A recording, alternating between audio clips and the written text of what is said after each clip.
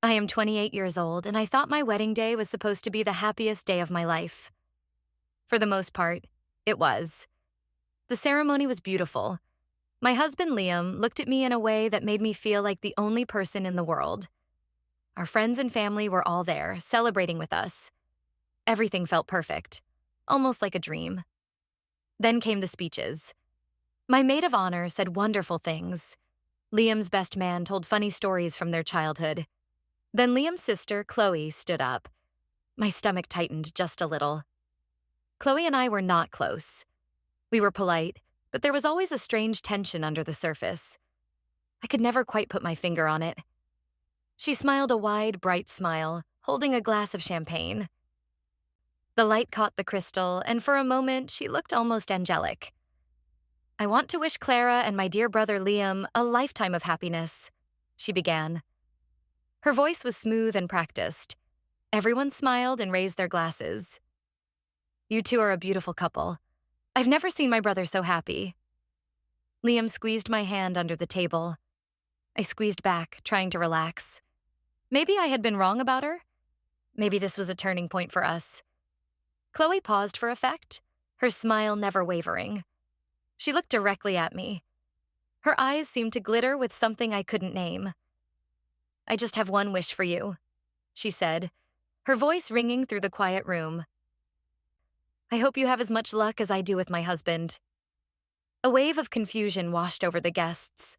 Murmurs started to ripple through the room. My mind raced, trying to make sense of her words. As much luck as she had with her husband? But Chloe was divorced. She had been for almost a year. Her ex-husband, Mark, wasn't even here today. He and Liam had been friends once, but the divorce had been messy and ended all of that. The silence in the room became heavy and uncomfortable. I looked at Liam. The color had drained from his face. He was staring at his sister, his expression a mixture of shock and horror. Beside him, his parents, Helen and Robert, looked equally mortified. Helen had her hand over her mouth, and Robert was frozen, his wine glass halfway to his lips. Chloe just stood there, still smiling that serene, almost smug smile. It was as if she had dropped a bomb and was enjoying the fallout. She took a delicate sip of her champagne and sat down, the rustle of her dress the only sound in the cavernous hall. I felt a hot flush of embarrassment creep up my neck. What was she trying to do? Was it a bizarre, tone-deaf joke? Or was it something else? Something meaner. It felt like she had deliberately hijacked our moment, our joy, and made it about her own failed marriage. She had cast a dark shadow over the happiest day of my life. Liam leaned over to me, his voice a low, pained whisper. Clara, I am so sorry. I don't know what she was thinking. I tried to force a smile to pretend it didn't bother me. It's okay, I whispered back, my voice tight. Don't worry about it. People will forget. But I knew they wouldn't, and I knew I wouldn't. The moment was poisoned. It hung in the air, a sour note in an otherwise perfect symphony. I looked across the room at Chloe. She was chatting happily with a cousin, laughing as if nothing had happened, as if she hadn't just announced her own marital misery as a benchmark for ours. I felt a cold knot form in my stomach. This was not a mistake. It was a message. I just didn't know what it meant yet. For the rest of the reception, I put on a brave face. I danced with Liam. I laughed with our friends. I thanked everyone for coming. But every time I caught a glimpse of Chloe, that cold feeling returned. She would smile at me, a sweet, innocent smile that didn't reach her eyes. It was the smile of someone who knew a secret she had just shared with everyone, even if they didn't understand it. Later that night, after everyone had gone and Liam and I were finally alone, he brought it up again. I'm going to talk to her, he said, his jaw tight with anger. There's no excuse for what she did. I put my hand on his arm. Let's not, I said, my voice weary. It's our wedding night. I don't want to spend it fighting with your sister. Let's just let it go. He looked at me, his eyes full of guilt and frustration. But she ruined the speeches. She embarrassed you. She embarrassed our whole family. She made herself look foolish. I corrected him gently. Everyone knows she's divorced. It was just a weird, sad comment. Please, Liam, for me, let's just focus on us. He sighed and pulled me into a hug. You're right. You're always right. I'm sorry, Clara. I held him tight, burying my face in his chest. I wanted to believe my own words. I wanted to believe it was just a sad, strange comment from a sad, strange person. But a part of me, a small, insistent voice in the back of my mind, knew that Chloe's speech wasn't an ending. It was a beginning. We went on our honeymoon, and for 2 blissful weeks, I managed to push Chloe and her bizarre toast out of my mind.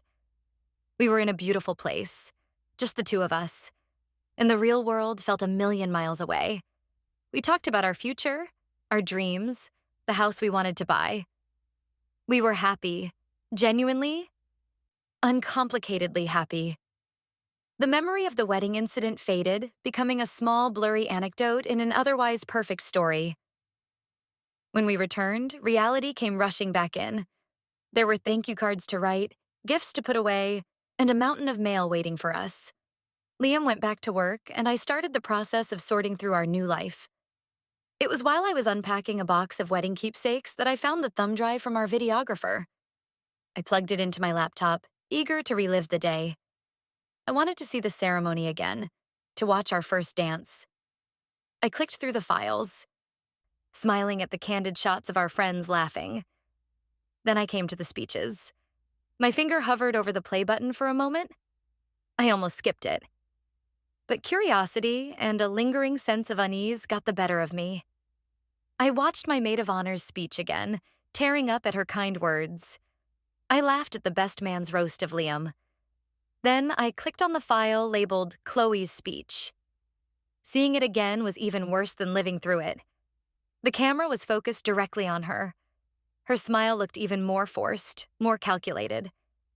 When she delivered the final line, "I hope you have as much luck as I do with my husband," the camera zoomed in slightly, and I saw it. A tiny triumphant smirk that flickered across her lips just after she spoke. It was gone in an instant, replaced by that same serene mask. But it was there. The videographer had caught it. A chill went down my spine. It wasn't a slip of the tongue. It wasn't an awkward joke. It was intentional.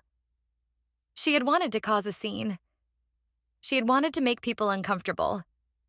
The question was why? Why would she do that at her own brother's wedding? I closed the laptop, feeling sick. The happy glow from our honeymoon was gone, replaced by a cold, creeping dread. I told myself I was overthinking it, that I was letting her get to me. But I couldn't shake the image of that smirk. A few days later, the real catalyst arrived.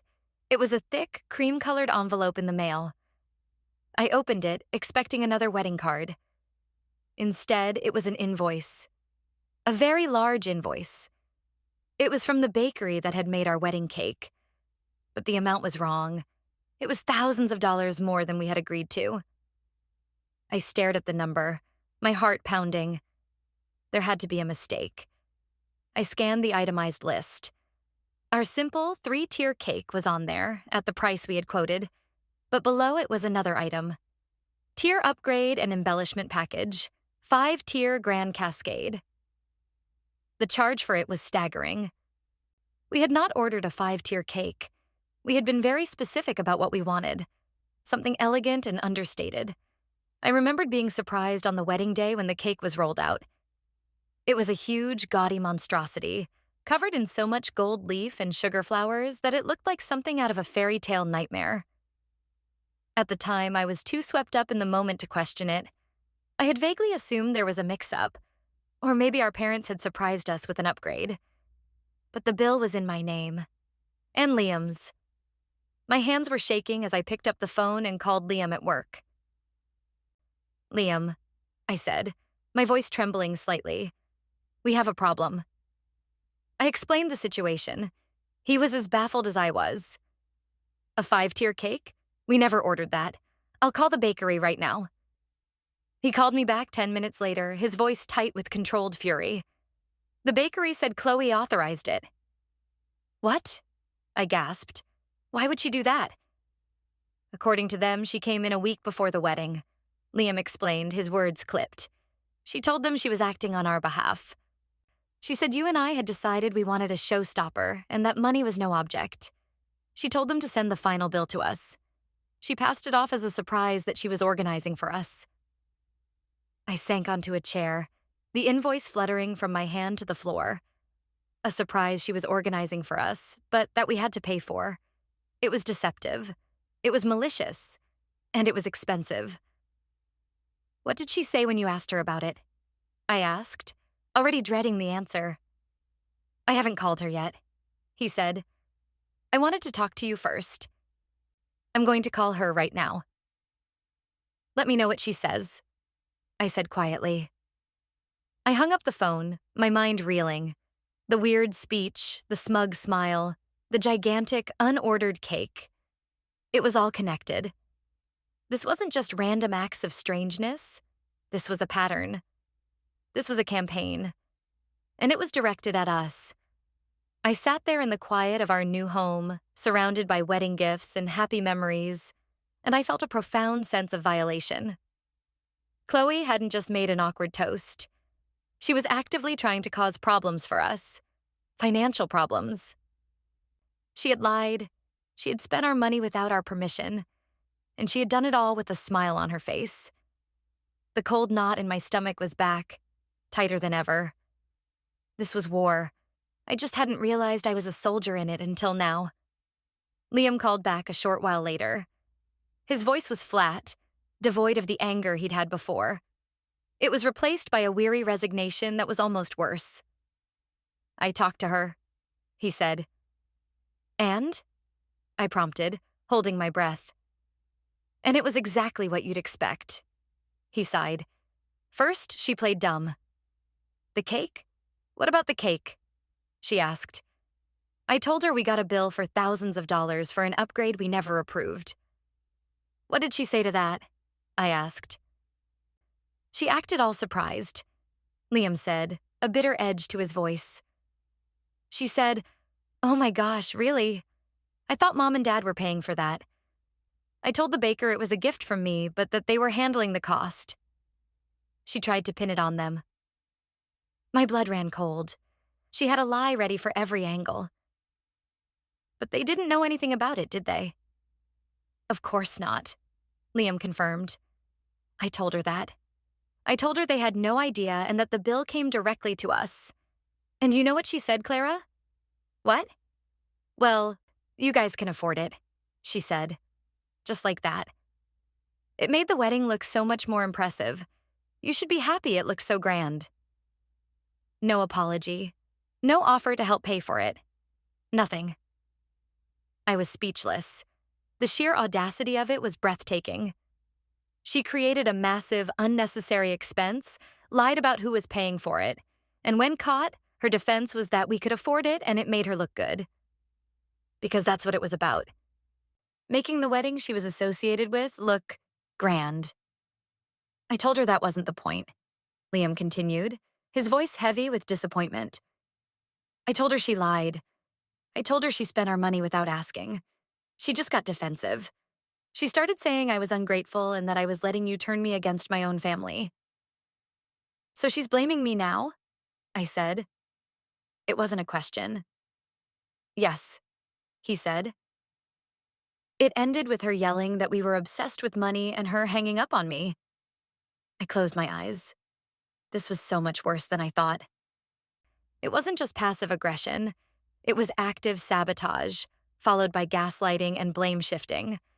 Chloe was more than just jealous or awkward. She was manipulative, and she was skilled at it. A new kind of resolve hardened within me.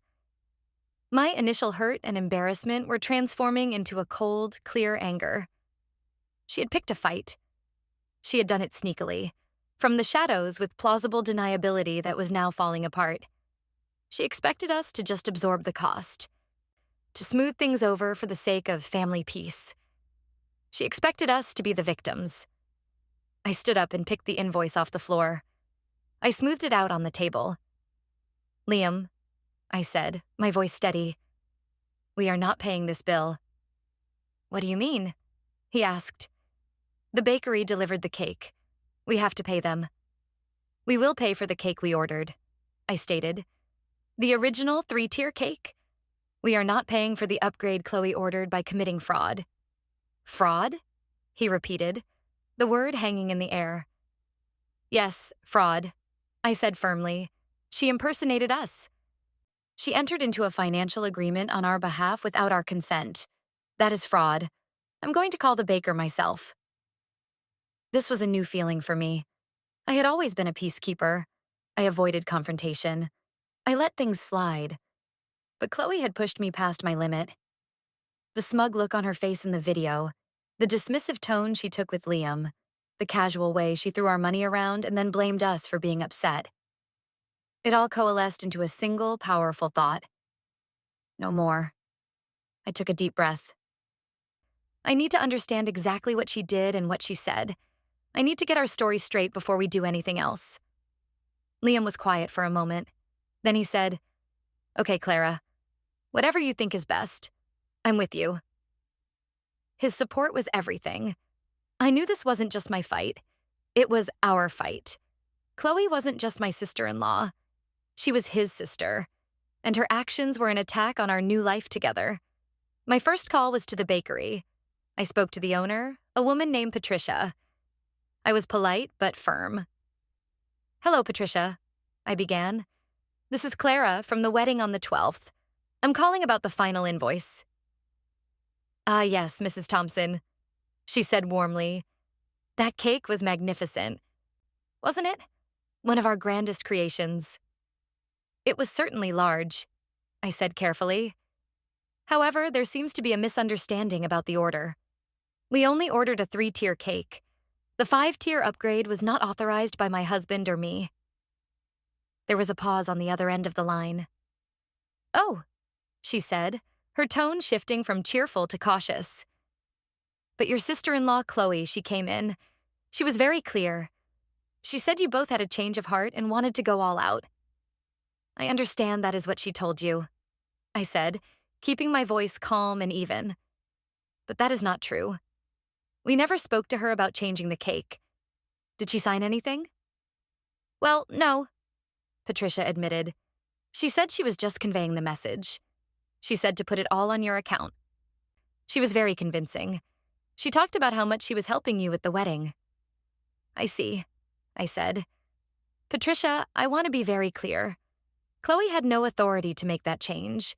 She misrepresented herself and the situation. We are happy to pay the full amount for the cake we originally contracted you for. We will not be paying the additional several $1,000s for an upgrade we did not order. The silence on the line stretched. I could hear her thinking, probably panicking. This was a lot of money for a small business to lose. But the cake was made, she stammered. It was delivered, it was eaten. I understand, I said, feeling a pang of sympathy for her. She was a victim in this too. And this is a very difficult situation that Chloe has created. But legally, we are only responsible for the contract we signed. The verbal agreement she made with you is, unfortunately, between you and her. She is the one who placed the order. I gave her Chloe's full name and phone number. I suggest you contact her for payment of the outstanding amount. I finished. I felt a grim satisfaction as I said it. Patricia was flustered, but she understood the legal reality. She promised to look into it and call me back. I hung up, my heart still beating fast. It was one of the most confrontational things I had ever done. And it felt surprisingly good. My next step was to talk to my mother-in-law, Helen. I dreaded this call more than the one to the baker. Liam had said Chloe tried to blame her parents, so I knew Helen was already involved, at least in Chloe's version of the story. I needed to know what she knew, and whose side she was on. I called her that afternoon. I started gently. Hi, Helen, it's Clara. How are you? Clara, dear, I'm fine, she said, her voice a little too bright. We were just talking about what a lovely wedding it was. It was, I agreed. Although we've run into a bit of a snag. I was hoping you could clear something up for me. I explained the situation with the cake, framing it as a confusing mix-up. Chloe mentioned to Liam that she thought you and Robert were paying for a cake upgrade as a gift. We were confused because the bill came to us. I just wanted to check if there was a conversation we missed. Helen's cheerful tone evaporated. She became guarded. "Oh, that," she said dismissively. "Clara, Chloe just gets carried away sometimes. She loves her brother, and she just wanted your day to be absolutely perfect. You shouldn't make such a big fuss over a little bit of money." My blood pressure started to rise. A little bit of money? It was more than a month's rent. "Helen, it's a very large amount of money," I said, trying to keep the frustration out of my voice. "And we didn't authorize it. Chloe ordered it and lied to the baker." "Don't use words like lied, dear," Helen chided me. "It was a misunderstanding. Chloe has been under a lot of stress since her divorce. She's very emotional. You should try to be more understanding." I felt like I had stepped into an alternate reality. I was the victim of fraud, and I was being told to be more understanding of the person who committed it. "Being emotional doesn't give her the right to spend thousands of dollars of our money," I said, my voice sharper than I intended. "Family is more important than money," she said, her voice taking on a sanctimonious tone. "Liam is her brother. You're her sister now. Sometimes in a family, we have to overlook things. We have to be generous. Just pay the bill and let's move on from this unpleasantness." I was stunned. She wasn't just enabling Chloe. She was ordering me to enable her too. She wanted us to clean up Chloe's mess and pretend it never happened, all for the sake of a fake, peaceful family image. "No," I said, the word coming out sharp and final. "We will not be paying for it. Chloe ordered it so Chloe can pay for it.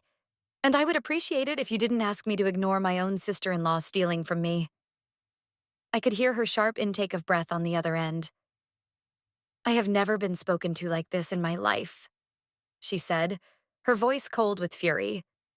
"You are tearing this family apart over a cake." "No, Helen," I said, my own anger finally breaking through. "Chloe is tearing this family apart, and I'm not going to stand by and let her. Goodbye." I hung up the phone, my whole body shaking. I had just gone head-to-head with my new mother-in-law. I had stood my ground. The peacekeeper in me was screaming, but the woman who had been wronged was finally in control. I realized then that this was bigger than the cake. The cake was just a symptom. The disease was the family dynamic itself. Chloe was the designated problem child, the emotional one, and everyone else was expected to tiptoe around her, cleaning up her messes and absorbing the consequences of her actions. Her parents had been doing it for years, and now they expected Liam and me to take on that role. A thought struck me. I remembered Liam telling me how Chloe had helped with other aspects of the wedding. My stomach lurched. Had she done this with other vendors too? I spent the rest of the afternoon on the phone. I called the florist. I called the company that provided the string quartet. My suspicions were confirmed with sickening speed. The florist told me that Chloe had called them 2 days before the wedding. She had insisted on adding premium orchids to all the centerpieces, an addition that cost several $100s. She told the florist it was a last-minute surprise for the bride and to add it to our final bill. The manager of the string quartet had a similar story. Our contract was for 3 hours to cover the ceremony and cocktail hour. Chloe had called him the morning of the wedding. She told him there had been a change of plans and that we needed them to stay and play through the entire dinner service, an extra 2 hours of overtime. She assured him we had approved the expense. Each call was another nail in the coffin of my denial. This was a calculated, systematic effort to drain our finances and create chaos. She had used her position as the groom's sister to gain the trust of our vendors, and then she had abused that trust to rack up bills in our name. By the time Liam got home from work, I had a stack of notes and updated invoices on the kitchen table. I looked up at him, my eyes burning with unshed tears of anger and frustration. "It's not just the cake," I said, my voice hoarse. "It's the flowers. It's the musicians. It's everything. I laid it all out for him. Every conversation, every lie, every extra charge. He listened in silence, his face growing darker with each new revelation. When I was finished, he sat down heavily, running his hands through his hair. "I can't believe this," he whispered. I knew she was difficult, but this is something else. This is malicious. "She was trying to sabotage us, Liam," I said. "She was trying to make us start our married life in debt. And for what? Because she's unhappy?" The question hung in the air between us. Why? What was her motive? Simple jealousy seemed too small an explanation for such a coordinated and cruel campaign. It felt deeper, more twisted than that. That night, neither of us slept well. We lay in the dark, the silence heavy with unspoken questions. I kept replaying Chloe's wedding speech in my head. "I hope you have as much luck as I do with my husband." At the time, it had sounded like a bitter, self-pitying comment. But now, it sounded like a threat. A curse. She wasn't wishing us her bad luck. She was actively trying to create it. Liam finally broke the silence. "Her divorce was really hard on her," he said quietly, as if trying to find some rational explanation. "Mark left her. She always told us it was mutual, but I know it wasn't. He was the one who ended it." "Why did he leave her?" I asked, turning to face him in the darkness. Liam hesitated. "He never gave me the full story. He just said he couldn't live with the drama anymore. The constant fighting. The way she was with money. He said she was bleeding him dry." Bleeding him dry. The phrase sent another chill down my spine. It was exactly what she was trying to do to us. "She always resented me a little," Liam admitted, his voice barely a whisper. "Even when we were kids, Mom and Dad always had to be careful to make everything exactly even between us. If I got a new bike, she had to get one of equal or greater value, even if she didn't want one. She couldn't stand it if she thought I was getting something she wasn't." A picture was beginning to form in my mind. A picture of a woman consumed by jealousy and a sense of entitlement. A woman who saw life as a zero-sum game, where someone else's good fortune was a direct loss to her. Our wedding, our happiness, our stable future. It was all a threat to her. "The wedding speech," I said slowly. "It was about her divorce. She was making our wedding about her failed marriage." "I think she wanted everyone to feel sorry for her," Liam agreed. The poor, abandoned sister, watching her little brother get everything she lost. But it was more than that. I knew it. The financial sabotage was too specific, too targeted. It wasn't just a cry for attention. It was an act of aggression. She was lashing out. But why now? What had triggered this extreme behavior? My mind kept circling back to her ex-husband, Mark. He had escaped. He had seen this side of her and he had gotten away. He knew what she was capable of. Liam had said they were once friends. "Liam," I said, a new risky idea taking shape. "Do you still have Mark's phone number?" He was quiet for a long time. "I think so," he said finally. "Why?" "Because he knows her," I said. "He knows how she operates. Maybe he can help us understand what we're dealing with." It felt like a huge step. Contacting your sister-in-law's ex-husband felt messy and intrusive. It was diving headfirst into the family drama I had always tried to avoid. But we were already in it. Chloe had dragged us in. And if we were going to fight back, we needed to understand our enemy. "I don't know, Clara," Liam said doubtfully. "It was a bad divorce. I don't want to drag him back into her orbit." "We won't," I promised. "I'll be discreet. I just need some perspective from someone who has been on the receiving end of this before. He said she was bleeding him dry. That's what she's doing to us. There's a pattern here, Liam. I need to know what it is."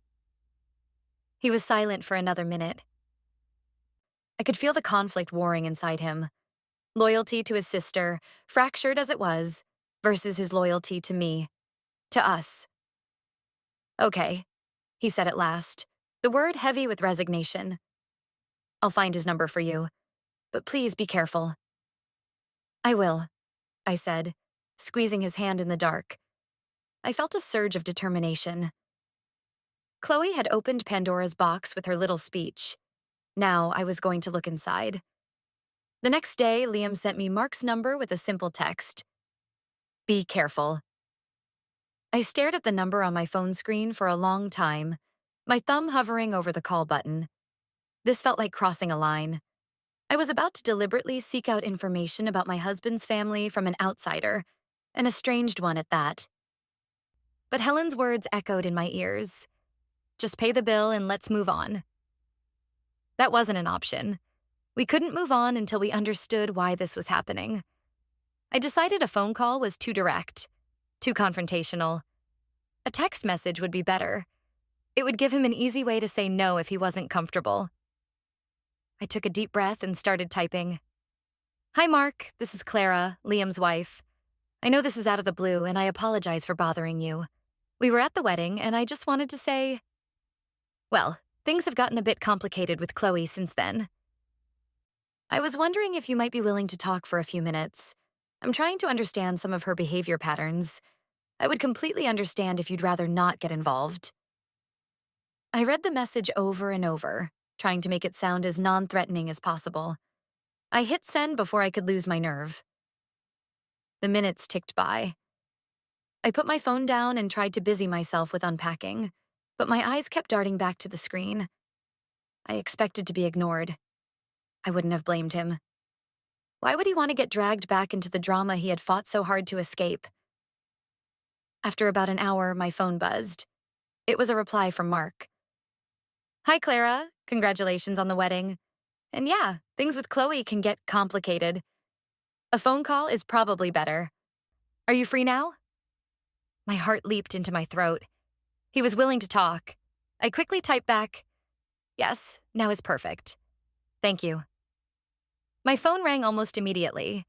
I answered, my hand trembling slightly. Hello? Clara? It's Mark, he said. His voice was calm, steady.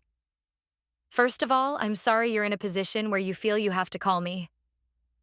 I'm sorry to put you in this position, I countered. I really don't want to stir up trouble. He let out a short, dry laugh. With Chloe, the trouble is always stirred. You're just trying to figure out which way the spoon is turning. So what's she done? The bluntness of his question took me by surprise, but it was also a relief. He wasn't going to make me dance around the issue. I explained everything, starting with the bizarre wedding speech and ending with the discovery of the inflated invoices for the cake, the flowers, and the music. He listened patiently, not interrupting once. When I was finished, there was a long silence on the other end of the line. Yeah, that sounds about right, he said finally, his voice grim. That's a classic Chloe move. What do you mean? I asked. The financial sabotage under the guise of a gift or a favor, he explained. She did that to me all the time. She once bought my mother a ridiculously expensive watch for her birthday, something I would never have been able to afford. She told my mom it was from both of us. Then she turned around and demanded I pay for my half. When I got upset, she told her parents I was being cheap and ungrateful. She made me look like the bad guy. It was an echo of my conversation with Helen. The same script, the same manipulation. She's a master at spending other people's money and making them feel guilty for it, Mark continued. But what you're describing, the wedding stuff, that's on another level. That's a coordinated attack. That's what it feels like, I said. But why? Is it just because she's jealous that Liam is happy? It's more than that, Mark said, his voice dropping slightly. Be careful, Clara. This is important. Chloe doesn't just get angry, she gets even. And she is very, very good at making herself look like the victim while she's slitting your throat. A shiver went down my spine. The key to understanding Chloe is understanding her relationship with her parents, he went on. And their money. She sees it as a finite resource. A pie. And she wants the whole pie. Anyone else who gets a slice, even her own brother, is a threat. Liam mentioned she was always competitive about what they gave them, I said. Competitive is an understatement, Mark said. It's her primary motivation. During our divorce, she tried to convince the court that I had a secret gambling problem and was draining our assets. The truth was, she was the one taking money from our joint account and giving it to her parents as loans they never asked for, just to make herself look like the responsible, caring daughter. She was trying to build a case that she was the stable one who deserved a larger settlement. My mind was reeling. She was playing a long game, a very dark and twisted game. Check everything, Mark warned me, especially anything involving money and her parents. Bank statements, old emails, loan documents if you can find them. She's not just jealous of your happiness, Clara. She's jealous of your financial stability. She sees you and Liam as competition for her parents' resources, especially now that she's divorced and probably struggling. His words hit me like a ton of bricks. It wasn't just about emotion. It was a cold, hard financial calculation. She wasn't just trying to make us miserable. She was trying to make us look bad to her parents. The extravagant wedding charges. It all clicked into place. She wasn't just spending our money. She was creating a narrative. The narrative of Clara and Liam, the reckless spendthrifts. Thank you, Mark, I said, my voice thick with emotion. You have no idea how much this helps. Just be smart about it, he said. She will turn on the waterworks the second she's cornered. She'll tell everyone you're a monster who is bullying her. You need proof. Hard, undeniable proof. Otherwise, her parents will side with her. They always do. We ended the call, and I sat in silence for a long time, processing everything he had told me. He had given me a roadmap to Chloe's mind. And he had given me a strategy. Find the proof. The problem was, how could I get access to family financial documents? Liam and I had separate finances from his parents. But then I remembered something Liam had mentioned months ago, long before the wedding. He co-owned a small piece of property with his parents and Chloe, a tiny cabin in the mountains that had been in the family for generations. He had mentioned having access to a shared digital folder where they kept documents related to the property taxes and upkeep. It was a long shot, a very long shot, but it was the only lead I had. That evening, I asked Liam about the folder. Do you remember that shared drive for the cabin documents? Vaguely, he said. Why? Mark said I should look for anything related to Chloe's finances and your parents. He thinks this is about their money, not just us. Liam looked uncomfortable. Clara, that feels like spying. Is it spying to look for evidence when someone is actively trying to defraud you? I countered. She has declared war on us, Liam. We need to defend ourselves. We need to know what her endgame is. He wrestled with it for a moment, his loyalty to his family's privacy clashing with his duty to protect our new life together. Finally, he nodded. You're right, he said. Let's look. He logged into his old laptop, and after a few minutes of searching, he found it. A folder labeled Family Property. It was mostly boring stuff: tax assessments, insurance policies, repair receipts. We spent an hour clicking through PDFs, my hope dwindling with each one. It seemed Mark's suggestion was a dead end. And then we saw it. It was a subfolder, innocently labeled MISC Agreements. Inside were a half-dozen documents. One of them was titled CL Personal Loan 2018 PDF. CL Chloe's initials. Liam's hand froze on the mouse. He looked at me, his eyes wide. What is that? Open it, I whispered. He clicked. A scanned document filled the screen. It was a formal loan agreement drawn up by a lawyer. It was between Robert and Helen as the lenders, and Chloe as the borrower. The amount made me gasp. It was a huge sum of money, tens of thousands of dollars. The purpose of the loan was listed as seed capital for boutique consulting business. The date was from 5 years ago. Attached to the agreement was a payment schedule. Monthly payments were supposed to have started a year after the loan was issued. Her business, Liam breathed. The one that failed after 6 months. She told everyone she had used her own savings. Apparently not, I said, my eyes scanning the document. I looked for records of repayment. There were none, just the initial agreement. We clicked back to the MISC agreements folder. There was another folder inside it, this one labeled correspondence. My heart started to pound. This was it. The folder was full of saved email chains. They were all between Chloe and her parents. The subject lines told a story of their own. Quick question, checking in, urgent help needed. We opened the first one. It was from 4 years ago. Chloe was explaining that her business was having cash flow issues, and she would need to defer her loan payments for a few months. Helen's reply was full of sympathy and encouragement, telling her not to worry about it. We opened another from a year later.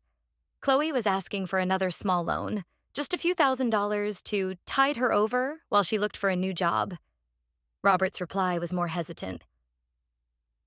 Chloe, we need to talk about the primary loan. You haven't made a single payment. Chloe's response was a masterpiece of emotional manipulation. She wrote about her heartbreak over the failed business, her feelings of failure, and how their pressure about the money was causing her immense anxiety. She twisted his reasonable request into an attack on her emotional well-being. Helen's next email overruled her husband.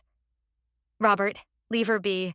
She's going through enough. We'll sort out the money later. We kept reading. The emails spanned years. It was a relentless cycle. Chloe would need money. Robert would gently push for accountability. Chloe would have a well-worded emotional breakdown. And Helen would swoop in to rescue her, telling Robert to back off and assuring Chloe that the money wasn't important. The most recent emails were from just a few months ago, right after Liam and I announced our engagement. Chloe had written a long, rambling email about how stressed she was, how the divorce had ruined her financially, and how she was barely making ends meet. She asked for a significant amount of money to help her get back on her feet. This time, the reply was from both of them, and the tone was different. Chloe, it began, we love you, but we cannot give you any more money right now. With Liam's wedding coming up and the help we've given him for the down payment on his new house, our finances are tighter than usual. We need you to start taking responsibility for your own situation. We can help you with a budget, but we cannot give you another handout. I looked at Liam.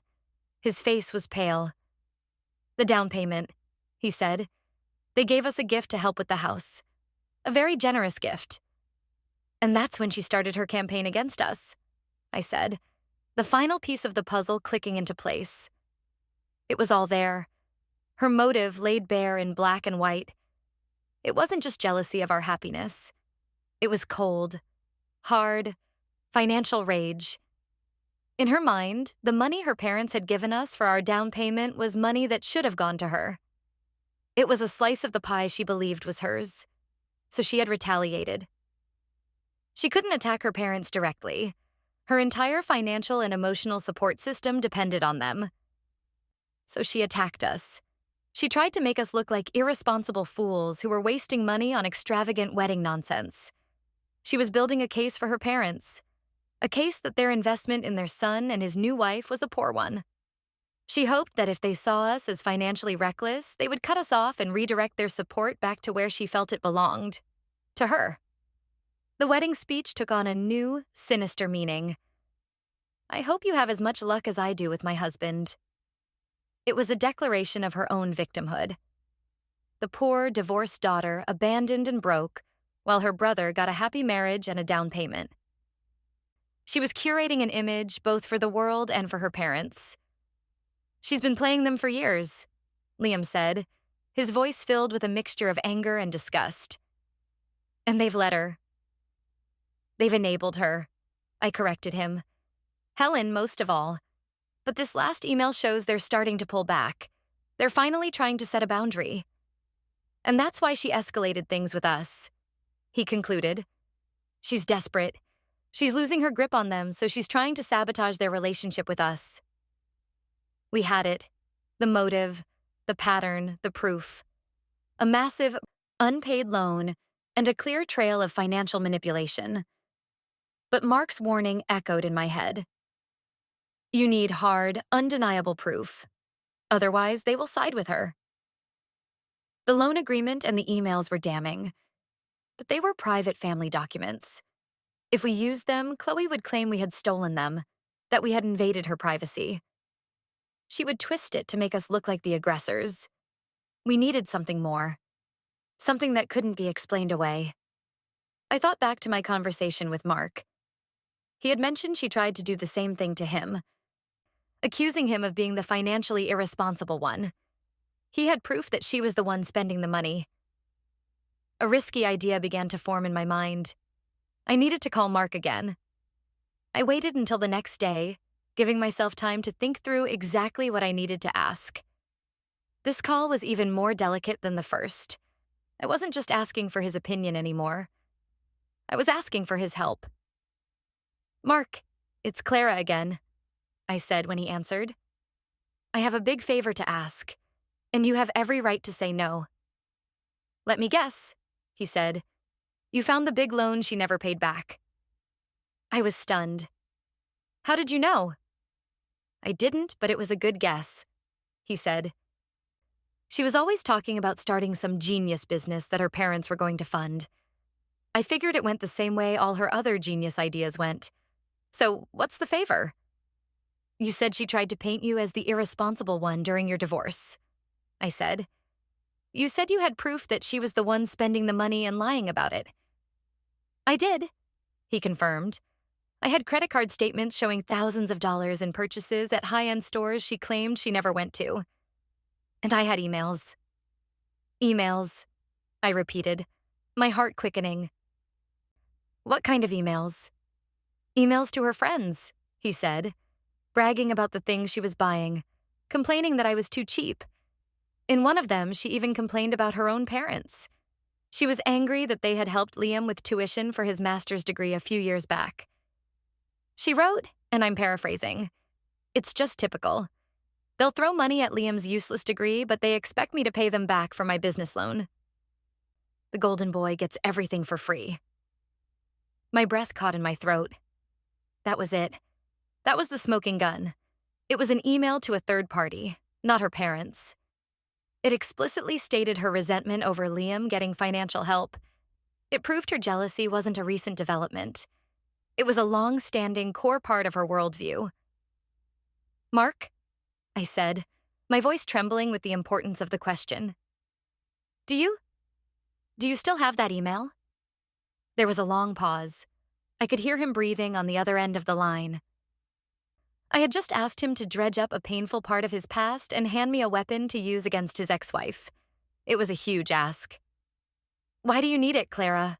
he asked, his voice serious. "Because the loan documents and her emails to her parents are private," I explained. "If we use them, she'll claim we're the villains. She'll say we hacked her accounts or stole from her. But an email she sent to someone else complaining about this exact issue years ago? She can't spin that. It proves her motive. It proves this isn't about a cake.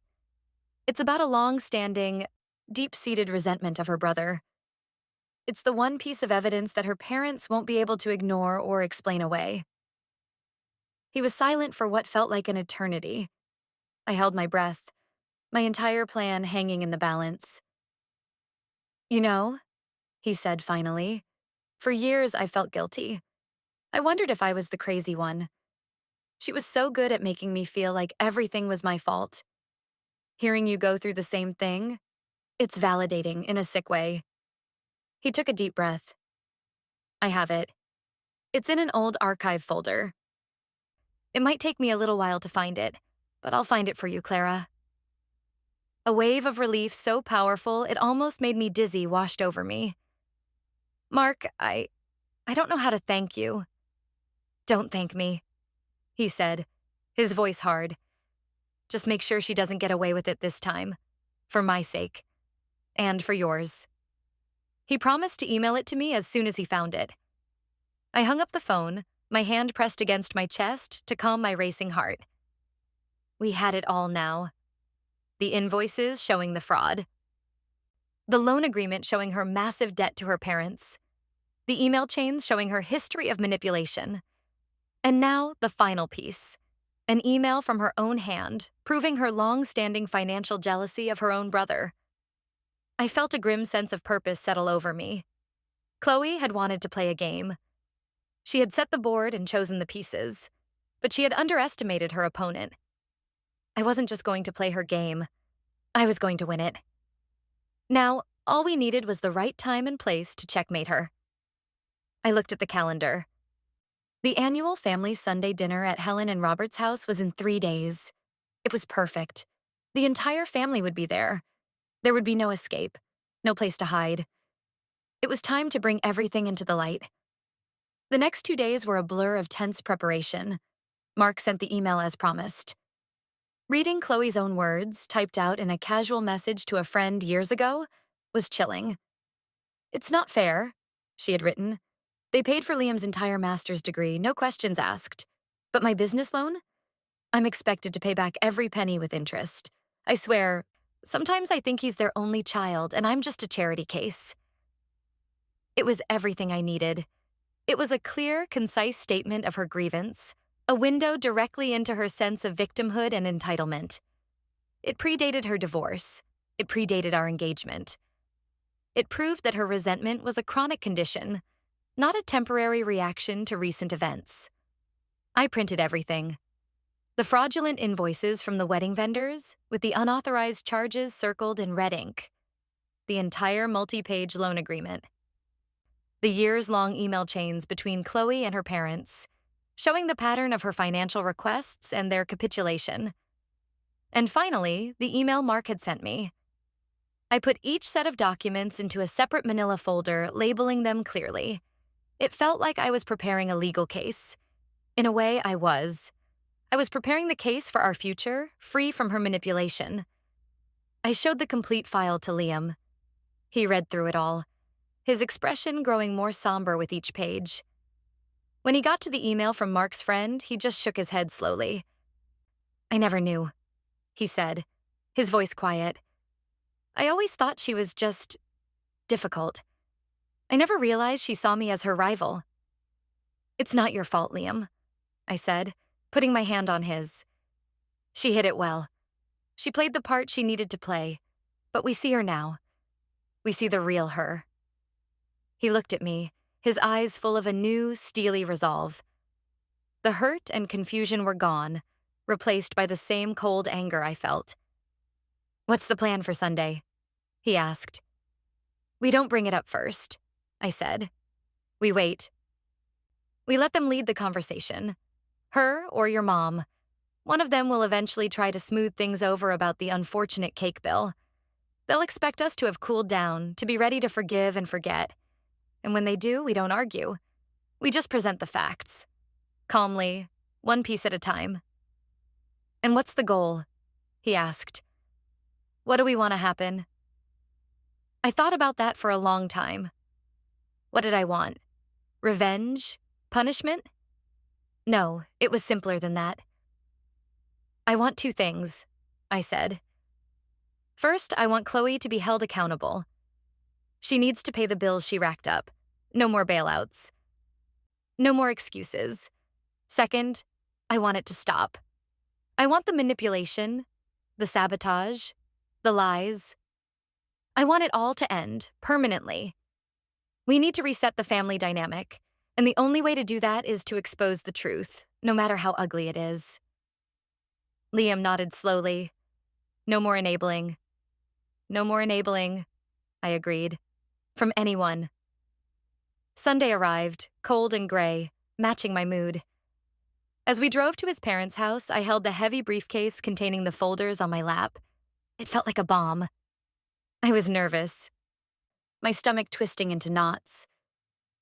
But I was also filled with a strange sense of calm. The chaos of the past few weeks had been distilled into this one moment, this one confrontation. Whatever happened after today, things would be different. We walked into the house and were greeted with the usual flurry of activity. Robert was watching a football game. Helen was bustling around the kitchen, and Chloe was there, sitting on the sofa, scrolling through her phone. She looked up as we entered and gave us a small, tight-lipped smile. "Hi," she said, her voice cool. Chloe. Liam acknowledged her with a curt nod. The tension was immediate and palpable.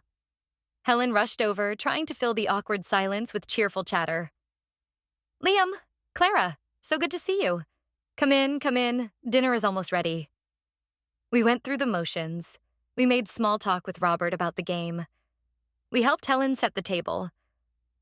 All the while, I was acutely aware of Chloe, watching us from the corner of her eye. She was quiet, withdrawn. She was waiting just like we were. We sat down for dinner. The conversation was stilted, full of long, uncomfortable pauses. Robert tried to talk about politics. Helen talked about a neighbor's new garden. Liam and I gave short, polite answers. Chloe said almost nothing. Finally, as dessert was being served, Helen cleared her throat. This was it. So, she began, looking from Liam to me with a strained, pleading smile. I do hope that we can put all that unpleasantness about the wedding bills behind us. Family is so much more important than arguments over money. I took a slow, deliberate sip of water, setting my glass down gently. I looked at Liam. He gave me a barely perceptible nod. Actually, Helen, I said, my voice calm and even. We do need to talk about that. The atmosphere in the room instantly dropped several degrees. Chloe stiffened, her eyes darting towards her mother. Robert put his fork down. Clara, I really don't think this is the time or the place, Helen said, her smile faltering. I think it's the perfect time and place, Liam said, his voice firm. Because this isn't about one bill. It's about a pattern of behavior. He reached down and brought the briefcase up, setting it on the table with a soft thud. Chloe's eyes widened in alarm. What is that? She asked, her voice sharp. Liam opened the briefcase and took out the first folder. He slid it across the table towards his mother. This, he said, is the invoice for the wedding cake, the one Chloe ordered without our permission. He then took out the other invoices. And this is for the flowers she upgraded. And this is for the extra hours for the musicians. In total, Chloe fraudulently charged several $1,000s to us. Fraudulently? Chloe shrieked, jumping to her feet. I was trying to help. I was trying to make your cheap little wedding look decent. You should be thanking me. Thank you for lying to our vendors and spending our money?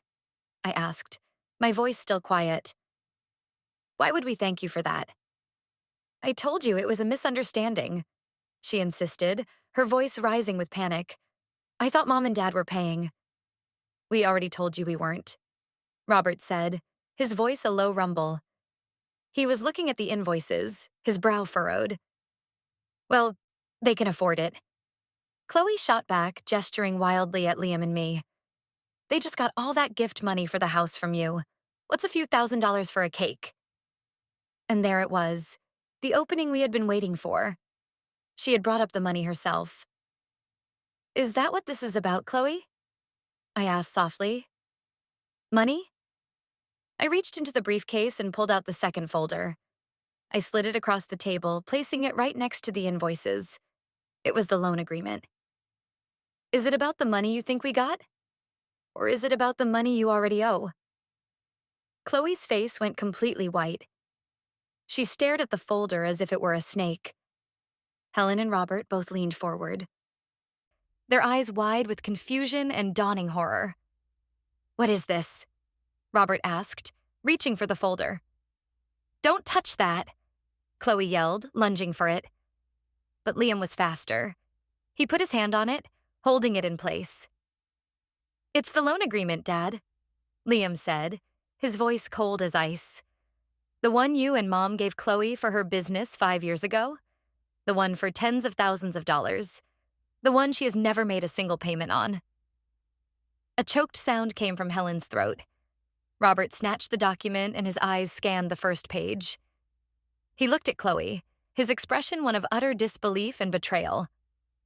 You told us you had paid this off with your savings, he said, his voice shaking with anger. This is private, Chloe sputtered, tears starting to well in her eyes. The waterworks, just as Mark had predicted. You went through my things, You're invading my privacy to attack me. Are we, Chloe? Liam challenged. Or are we just trying to understand why you sabotaged our wedding? He reached into the briefcase again. Maybe this will help clear things up. He pulled out the thick folder containing the email chains between Chloe and their parents. He dropped it on the table with a heavy thud.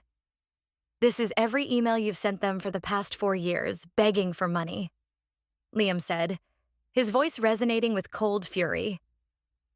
Every time they asked about the loan, you had a new excuse, a new emotional crisis. You've been manipulating them for years. Helen started to openly sob, her hand over her mouth. Robert was just staring at Chloe, his face a mask of stone. You're twisting everything, Chloe screamed through her tears. You hate me. You've always hated me. You're trying to turn them against me. She was playing the victim card perfectly. For a second, I saw a flicker of doubt in Helen's eyes. She was so conditioned to rescue Chloe. This was the moment. The final piece. Do we hate you, Chloe? I asked, my voice cutting through her hysterics. Or are we just tired of the lies? I reached into the briefcase one last time. I pulled out the final single sheet of paper, the email from Mark's files. I think you're the one who has been doing the hating, I said, for a very long time. I placed the single sheet of paper on the table in front of Robert. This is an email you sent to a friend, years before your divorce. Years before Liam and I were even engaged. Would you like to read it aloud? Or should I? Chloe stared at the paper, her mouth opening and closing silently. The color drained from her face, leaving it a pasty, sickly gray. She knew exactly what it was. The tears stopped instantly. The panic in her eyes was replaced by pure, cornered rat terror. Robert picked up the paper. He read it silently, his expression hardening into something I had never seen before. It was a look of profound, irrevocable disappointment. He looked up from the paper, not at Chloe, but at his wife. Helen, he said, his voice dangerously quiet. Did you know about this? Did you know she felt this way? Helen just shook her head, sobbing, unable to speak. Robert turned his gaze back to his daughter. All these years, he said, his voice thick with disgust. All these years you've been pretending, playing the victim, resenting your own brother for every good thing that has ever happened to him. And we enabled it. He looked at the invoices again. He looked at the loan agreement. He looked at the email. He pushed them all together in a pile in the center of the table. You sabotaged your brother's wedding, he stated, the words not a question but a final judgment. You did it out of spite and jealousy because we helped him buy a house. You did it while you owed us a fortune that you have never even attempted to repay.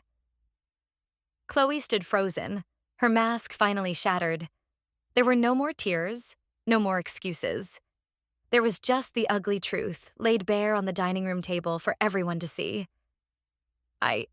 She started, her voice a hoarse whisper. But she had nothing. No lie was big enough to cover this. I looked at her, and for the first time, I didn't feel anger or hurt. I just felt a deep, weary pity for her. Her entire life was a construct of lies and manipulation, and it had all just come crashing down. Then I pushed the pile of wedding invoices across the table so they were directly in front of her. We are not paying these, I said, my voice clear and steady in the silent room. These are your debts, Chloe. You incurred them. You will pay them. We have already informed the vendors that you committed fraud and that they should be directing all future correspondence to you. Liam stood up. He looked at his parents. We're done, he said, his voice final. We are done cleaning up her messes. We are done being the scapegoats for her problems. We are done walking on eggshells. From now on, she is responsible for herself. He then looked at his sister, his eyes devoid of any warmth or affection. You wanted us to have your luck, Chloe. I think it's time you finally experienced it for yourself. He took my hand, and we turned and walked out of the room. We left them there in the silence, with the wreckage of Chloe's lies scattered across the table between them. As we closed the door behind us, I heard the first sound. It wasn't Chloe's crying. It was Robert's voice, low and furious, saying her name. The reckoning had begun. The drive home was silent. I think we were both in shock from the intensity of the confrontation. We had walked into a lion's den with a plan, and the plan had worked. It had worked even better and more brutally than I had anticipated. The image of Chloe's face when she saw that final email was burned into my mind. It was the look of someone whose entire world had just collapsed. When we got back to our house, Liam pulled me into a tight hug. He held me for a long time, not saying anything. I could feel the tension draining out of him, replaced by a deep, shuddering relief. "Thank you," he whispered into my hair. "I could never have done that without you." "We did it together," I said, my voice muffled against his chest. "We're a team." And we were. This whole ordeal, as awful as it had been, had forged us into something stronger. We had faced down his family's dysfunctional past and chosen our own future. We had drawn a line in the sand. The fallout began the next day. My phone buzzed with a string of text messages from Chloe. They were a chaotic jumble of rage, self-pity, and threats. "You ruined my life," the first one said. "Dad is making me get a second job to pay back the loan. This is all your fault. You'll regret this. I'll tell everyone what a manipulative monster you are. Mom won't even talk to me." I read them to Liam. He just shook his head. "Don't even reply," he said. So I didn't. I blocked her number. I blocked her on every social media platform. I erased her from our digital lives. It was a simple, clean act. A final click to end her access to us. A few days later, Helen called. I hesitated before answering, but I knew I had to. Her voice was weak, fragile. "Clara," she said, and I could hear that she had been crying. I wanted to apologize." I waited, saying nothing. "You were right," she continued, her voice cracking. "We enabled her. I enabled her. I loved her so much, and she was so fragile after the divorce, I couldn't bear to see her unhappy. I thought I was protecting her, but I was just making it worse. I turned her into this person. I'm sorry you're going through this, Helen," I said. And I meant it. She was a victim of Chloe's manipulation, too, even if she had been a willing one. He's devastated," she went on. "He feels like he has failed as a father. We had a long talk with Chloe, a real one for the first time in years. We laid out the terms. She has to get a job, a real one, and start paying back the loan. And she has to pay for those wedding bills herself. We are not giving her another cent." It was the outcome we had wanted, but hearing it didn't bring me the triumphant joy I might have expected. It just felt sad. A whole family, broken by years of secrets and lies. "And we're sorry for how we treated you," Helen added quietly. "Asking you to just pay the bill. That was wrong. You are our family now, too. And we didn't treat you like it. I hope in time you and Liam can forgive us." "We appreciate that, Helen," I said. "Thank you for calling." It was a start, a crack in the wall of denial. Maybe in time we could build a new, healthier relationship with them, but it would be on new terms, our terms. That evening, I sent one last message. It was to Mark. "It's done," I wrote. "We confronted her. We used the evidence. It all came out. Thank you for your help. We couldn't have done it without you." His reply came back quickly. "Glad to hear it. I hope you get some peace now. Some people never learn, but sometimes the people around them do. Good luck to you and Liam." Good luck. The same words Chloe had used in her speech, but coming from Mark, they felt different. They felt genuine. In the weeks and months that followed, life settled into a new normal. We didn't see Chloe. We heard through Liam's aunt that she was furious, telling anyone who would listen that Liam and I were greedy, evil people who had conspired to ruin her. Apparently, She had gotten a job waiting tables at night to start paying off the vendors. The bakery had been particularly aggressive in pursuing payment from her. Some relatives took her side, seeing her as the poor victim. Others, who had witnessed her difficult behavior for years, quietly sided with us. The family was fractured, but the lines were drawn honestly now, based on truth rather than on pretense. Our relationship with Liam's parents slowly began to heal.